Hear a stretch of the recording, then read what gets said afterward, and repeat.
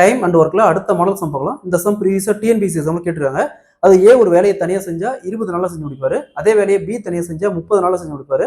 அதே வேலையை சி தனியா செஞ்சா 60 நாள்ல செஞ்சு முடிப்பாரு. ஸோ 3 பேரும் ஒன்றாக சேர்ந்து வேலையை செய்யலாம்னு பிளான் பண்றாங்க. ஆனா ஏ ஃபர்ஸ்ட் 2 நாள் செய்யறாரு. அதுக்கப்புறம் 3வது நாள் மட்டும் பியும் சியும் வந்து ஜாயின் பண்றாங்க.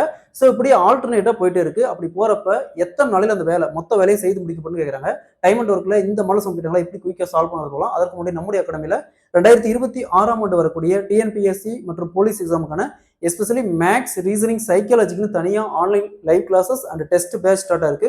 ஸோ கிளாஸஸ் பத்தி வேற ஏதாவது டீட்டெயில் வேணும்னா மேல இருக்கிற நம்பருக்கு கான்டாக்ட் பண்ணுங்க. கொஸ்டின்ல ஏ ஒரு வேலையை தனியா செஞ்சா 20 நாள்ல செஞ்சு முடிப்பாரு. பி அதே வேலையை தனியா செஞ்சா 30 நாள்ல செஞ்சு முடிப்பாரு. சி அதே வேலையை தனியா செஞ்சா 60 நாள்ல செஞ்சு முடிப்பாரு.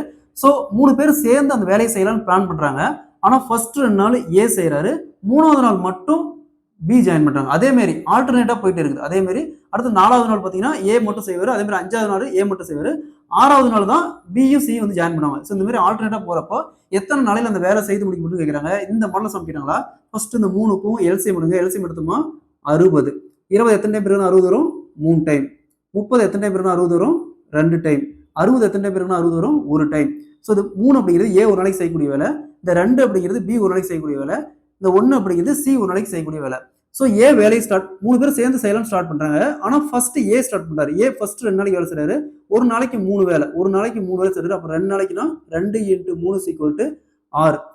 2 நாளையில 6 வேலை ஏ செஞ்சிருப்பாரு. ஸோ 3வது நாள் ஏ கூட பியும் சியும் சேர்ந்து வேலை செய்யறாங்க. ஸோ ஏ செய்யக்கூடிய வேலை 3 பிளஸ் பி செய்யக்கூடிய வேலை 2 பிளஸ் சி செய்யக்கூடிய வேலை 1 மொத்தமா ஆட் பண்ணா 6 வேலை. ஸோ ஃபர்ஸ்ட் 2 நாளையில ஏ 6 வேலை செஞ்சு முடிச்சிருப்பாரு. அடுத்து 3வது நாள் 6 வேலை கம்ப்ளீட் ஆகுது. மொத்தமா ஆட் பண்ணுங்க.